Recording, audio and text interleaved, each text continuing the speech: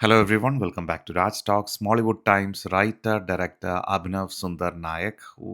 What a movie. എന്നെ സംബന്ധിച്ചിടത്തോളം അടിപൊളി എക്സ്പീരിയൻസ്. ഫസ്റ്റ് ഹാഫ് എന്നോ സെക്കൻഡ് ഹാഫ് എന്നോ ഒരു പക്ഷപാതവും ഇല്ലാതെ ത്രൂ ഔട്ട് എൻജോയ് ചെയ്ത, ത്രൂ ഔട്ട് ഒരു ഫ്രഷ്നെസ് നൽകിയ, ഇതുവരെ കണ്ടിരിക്കുന്ന ക്ലീഷേ ഒരു സ്റ്റോറി ലൈനും കാര്യങ്ങളും സിനിമയ്ക്കുള്ളിലെ സിനിമയും അങ്ങനെയൊക്കെ പറയാമെങ്കിലും അതിലൊക്കെ ഉപരി ഭയങ്കര ഫ്രഷ്നെസ് ആയിട്ട് ആ ക്യാരക്ടറിൻ്റെ കൂട്ടത്തിൽ തന്നെ സഞ്ചരിച്ച, അതായത് നസ്ലിനാണ് ഇതിനകത്തൊരു മെയിൻ ക്യാരക്ടർ, വിനീത് മാധവൻ എന്ന് പറഞ്ഞ ക്യാരക്ടർ, പിന്നെ ഒരുപാട് ക്യാരക്ടേഴ്സ് ഉണ്ട്. ഷറഫുദ്ദീൻ, രാജേഷ് മാധവൻ, റോഷൻ, ചന്തു, സലീം, അൽത്താഫ്, പ്രശാന്ത് അലക്സാണ്ടർ. ഈ കാസ്റ്റിംഗിൽ ഈ പേരുകളൊക്കെ കൊടുത്തിട്ടുണ്ടെങ്കിലും Appunni Sasi, how did you miss this name on casting? പുള്ളി ഒരു പ്രൊഡ്യൂസറിൻ്റെ വേഷം ചെയ്തിട്ടുണ്ട്. ഒരു പക്ഷേ മലയാള സിനിമയിലെ പലരെയും കൊള്ളിച്ച് ഇപ്പോൾ കാണിക്കുന്ന ഒരുപാട് സംഭവങ്ങൾ ആ സിനിമയ്ക്കുള്ളിലെ സിനിമയിൽ വളരെ വ്യക്തമായും പച്ചയായും കൊള്ളിച്ചും ഇതിൻ്റെ പ്രോഫിറ്റ് മാർജിനും അതും ഇതും അങ്ങനെ ഒരുപാട് സംഭവങ്ങളെ കാണിച്ചിട്ടുണ്ട്. ചതിയിൽ വഞ്ചന, അങ്ങനെ ഒരുപാട് കാര്യങ്ങളെയൊക്കെ പ്രതിപാദിച്ച് ഒരു അസാധ്യമായ ഒരു മേക്കിംഗ്. എങ്കിൽ മുകുന്ദനുണ്ണി അസോസിയേറ്റ്സുമായിട്ട് ആ ഒരു എന്താ പറയുക, അഭിനവിൻ്റെ ഇൻ്റർവ്യൂസ് എല്ലാം കാണുന്നവർക്ക് വളരെ വ്യക്തമായിട്ട് മനസ്സിലാവും. പുള്ളി ഉദ്ദേശിക്കുന്ന ഒരു ട്രിലജിയാണ്. ഈ ക്യാരക്ടറിന് ഒരു എൻഡ് വരുന്നത് ഇനിയൊരു പടവും കൂടിയിട്ടാണ്. അങ്ങനെയാണ് ഞാൻ പുള്ളിയുടെ ഇൻ്റർവ്യൂവിൽ നിന്ന് മനസ്സിലാക്കുന്നത്. അപ്പോൾ അങ്ങനെ നോക്കുമ്പോൾ ഈ ക്യാരക്ടർ ഒരു 90s തുടങ്ങി 2000 മിഡിലൊക്കെ എൻഡ് ചെയ്യുന്ന ഈ ക്യാരക്ടറിൻ്റെ ഒരു കമ്മിങ് ഓഫ് ഏജ് എന്ന് വേണമെങ്കിൽ പറയാം. പക്ഷേ കമ്മിങ് ഓഫ് ഏജിൽ കൂടെ ഒരു ബാല്യത്തിൽ തന്നെ ആകാശഗംഗ പോലെയുള്ള വിനയൻ സിനിമകൾ കണ്ട് ഹൊറർ ചിത്രങ്ങളോട് ഭയങ്കരമായിട്ട് അഭിനിവേശം തോന്നുന്ന നസ്ലിൻ്റെ വിനീത് മാധവൻ എന്ന് പറഞ്ഞ ക്യാരക്ടർ. ആ ക്യാരക്ടറിൻ്റെ ഒരു കൺവിക്ഷനുണ്ട്, ഒരു ഇമ്പൾസീവ് ആയിട്ടുള്ള നേച്ചറുണ്ട്, ഒരു അറ്റൻഷൻ ടു ഡീറ്റെയിൽ ഉണ്ട്, ഒരു പ്രിസഷൻ മേക്കിംഗ് ഉണ്ട്.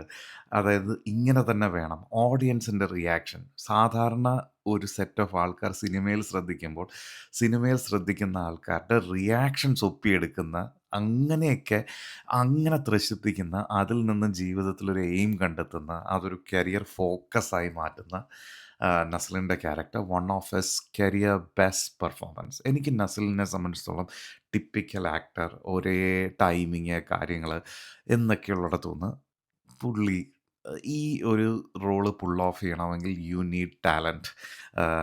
ഒരു പക്ഷേ അഭിനവിൻ്റെ ഒരു കഴിവ് തന്നെയാണ്. എനിക്കിപ്പോഴും തോന്നിയിട്ടുണ്ട് വിനീത് ശ്രീനിവാസൻ്റെ കരിയറിലെ one of the best performance തന്നെയാണ് മുകുന്ദനുണ്ണി അസോസിയേറ്റ്സ്. അത് അഭിനവ് പറയുന്നുണ്ട്. ഇപ്പം നമ്മുടെ ആളുകൾക്ക്, അതായത് പൊതുവെ ഇന്ത്യൻസ് നമ്മൾ ഏത് ഇന്ത്യൻസ് എന്ന് പറയുമ്പോൾ നോർത്തോ സൗത്തോ എന്നുള്ളത് വേണ്ട, നമുക്ക് എളിമയാണ് ആവശ്യം. നമ്മൾ ഇപ്പം നമ്മുടെ നാട്ടിലായിരുന്നു മെസ്സി എങ്കിൽ ഗോൾ അടിച്ചു കഴിഞ്ഞാൽ നമ്മളിങ്ങനെ ഹേ എന്നൊക്കെ പറഞ്ഞ് ഓടുന്നതിനെയൊക്കെ നമ്മൾ എന്തൊരു അഹങ്കാരിയാണ് അവൻ. അപ്പോൾ അതൊന്നുമില്ലാത്ത, തൻ്റെ കഴിവിൽ ഭയങ്കര വിശ്വാസമുള്ള, എന്തും ഓപ്പണായി പറയുന്ന ഒരു ഡയറക്ടർ, അദ്ദേഹത്തിൻ്റെ ക്യാരക്ടേഴ്സിനും അതേ ഒഡാസിറ്റി ഉണ്ട്. ഓ, എന്നെ സംബന്ധിച്ചിടത്തോളം അസാധ്യമായിട്ടുള്ളൊരു മൂവി. പുള്ളി പറയുന്ന എല്ലാ കോൺസെപ്റ്റും എനിക്ക് കത്തിയോ എന്ന് എനിക്കറിയില്ല. പക്ഷേ ഒരു എന്താ പറയുക, കർമ്മ എന്ന് പറയുന്നൊരു സംഭവമില്ല, ദൈവവിശ്വാസം എന്നൊരു സംഭവമില്ല.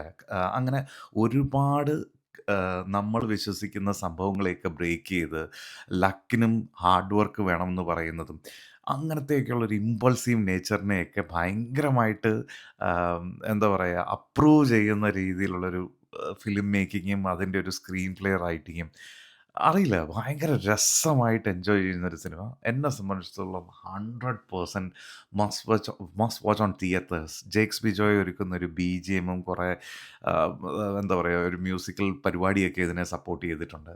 മുകുന്ദനുണ്ണി അസോസിയേറ്റ്സിലെ തന്നെ കുറേ ഗ്രാഫിക്കൽ പരിപാടിയും കാര്യങ്ങളൊക്കെ ഉണ്ട്. തല മാത്രം വെട്ടിയിട്ട് ഈ ആൾ രൂപം നടന്നു പോകുന്ന രീതിയിലൊക്കെയുള്ള കുറേ ഡിപ്പിക്ഷൻസ് ഒക്കെ ഉണ്ട്. അതൊക്കെ നല്ല രസമായിട്ട് ഇതിനകത്ത് യൂസ് ചെയ്തിട്ടുണ്ട്. അതൊരു ആവർത്തന വിരസതയായിട്ട് എനിക്ക് തോന്നിയിട്ടില്ല. അങ്ങനെ ആകെ മൊത്തത്തിൽ ഇതിനകത്ത് ഒരുപാട് കാര്യങ്ങൾ പറഞ്ഞു പോകാം. പക്ഷേ എനിക്ക് ഇതിനകത്തു നിന്നൊരു ടേക്ക് അവേ ആയിട്ട് തോന്നിയത് ബേസിക്കലി ലൈക്കബിലിറ്റി. അതായത് നിങ്ങളൊരു കാര്യം ഇനി എങ്ങനെയൊക്കെ ചെയ്താലും, എത്ര അഗ്രസീവ് ആണെങ്കിലും എത്ര ഇമ്പൾസീവ് ആണെങ്കിലും, ലൈക്കബിലിറ്റി എന്ന് പറഞ്ഞൊരു ഫാക്ടറുണ്ട്. അത് ഒരു സ്റ്റേജിൽ ഒരു പക്ഷേ 90s കാലഘട്ടത്തിൽ ഒരു ഷോർട്ട് ഫിലിം ചെയ്ത് തുടങ്ങുന്ന നസ്ലിൻ്റെ വിനീത് മാധവൻ എന്ന് പറയുന്ന ക്യാരക്ടറിനെ നഷ്ടപ്പെടുത്തുന്നിടത്ത് ക്ലൈമാക്സിലേക്ക് എത്തുമ്പോൾ ആ ലൈക്കബിലിറ്റി പുള്ളി തിരിച്ച് നേടുന്ന ഒരു സംഭവമുണ്ട്. അത്രയൊക്കെ ഈ സിനിമയെ പറ്റി ഇപ്പോൾ പറയാൻ പറ്റുള്ളൂ. ഇതിൻ്റെ ഇടയ്ക്ക് ഒരുപാട് നല്ല മുഹൂർത്തങ്ങളുണ്ട്. ഞാൻ മെൽബണിൽ ഈ സിനിമ കണ്ട് തീരുമ്പോൾ എനിക്ക് കാറിലിരുന്ന് റിവ്യൂ ഇടാൻ പറ്റിയില്ല. അതേ ഇമ്പാക്റ്റോട് കൂടി കാറിലിരുന്ന് ചെയ്യണമെന്നുണ്ടായിരുന്നു. പക്ഷേ ഇവിടെ ഇപ്പോൾ രാത്രി 1:30 മണിയായി. അപ്പം കട്ട ഡാർക്ക്. അപ്പോൾ ലൈറ്റിങ്ങിൻ്റെ ഒരുപാട് ഇഷ്യൂസ് ഉണ്ട്. വീട്ടിൽ വന്നു. ബട്ട് സ്റ്റിൽ എനിക്ക് ആ ഫിലിം അങ്ങനെ എൻ്റെ തലയിൽ കൊണ്ട് നടക്കാൻ പറ്റുന്നുണ്ട്. അങ്ങനെ ചിന്തിക്കാൻ പറ്റുന്നുണ്ട്. ഇതൊന്ന് OTT റിലീസായെങ്കിൽ ഇതിനെ ഒന്നുകൂടെ ഒന്ന് കണ്ട് വിലയിരുത്തണം എന്നുണ്ട്. അങ്ങനെയൊക്കെ ഒരുപാട് ഇഷ്ടപ്പെട്ട സ്ക്രീൻ പ്ലേ, ടെക്നിക്കാലിറ്റി എല്ലാം ഉൾക്കൊള്ളുന്ന ഒരു പടം. ആസ്വദിച്ച് അങ്ങനെ ഇന്നായി കണ്ട ഒരു സിനിമ.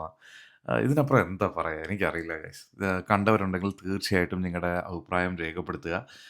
ഇതിനകത്ത് ഞാനൊന്നും സ്പോയിലേഴ്സ് ഇൻക്ലൂഡ് ചെയ്തിട്ടില്ല. ഒരുപാട് ഗസ്റ്റ് അപ്പിയറൻസും കാര്യങ്ങളും, ഒരുപാട് കിടിലൻ പെർഫോമൻസുകളും ഫിലിം തീർന്നു എന്ന് തോന്നുന്ന പോയിന്റിൽ എഴുന്നേറ്റ് പോകരുത്. അവസാനം കുറേ ക്ലോഷർ സീനുകളുണ്ട്. അതൊക്കെ തരുന്നൊരു ഇമ്പാക്റ്റുകളുണ്ട്. അപ്പോൾ ഇതിൻ്റെ ട്രിലജിയിൽ ഇനി ഒരു പടവും കൂടെ ബാക്കിയുണ്ട് അഭിനവ് സുന്ദറിൻ്റെ വക. അതിന് ശേഷമുള്ള പുള്ളിയുടെ ഫിലിമോഗ്രാഫിക്ക് വേണ്ടിയിട്ട് ഞാൻ ഉറ്റുനോക്കുന്നു. ആഹ് ഷറഫുദ്ദീൻ്റെ കുറേ മാനറിസംസും കാര്യങ്ങളും.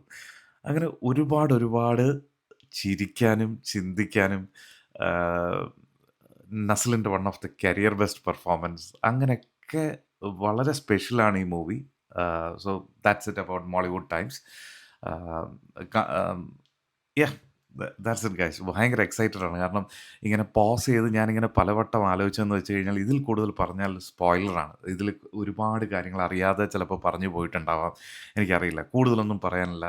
ഭയങ്കര സാറ്റിസ്ഫാക്ഷൻ. പ്രത്യേകിച്ചും എന്താ പറയുക, ഇതിനു മുമ്പ് ഒരു തമിഴ് സിനിമയുടെ ഞാൻ റിവ്യൂ ഇട്ടിരുന്നു. ഞാൻ ഇനി അതിനെക്കുറിച്ച് കൂടുതൽ ഡീഗ്രേഡ് ചെയ്യുന്നില്ല. പരിമള ആൻഡ് കോ. അത് എനിക്ക് തന്ന ആഘാതം വെച്ച് നോക്കുമ്പോൾ ദിസ് മെയ്ഡ് മൈ ഡേ.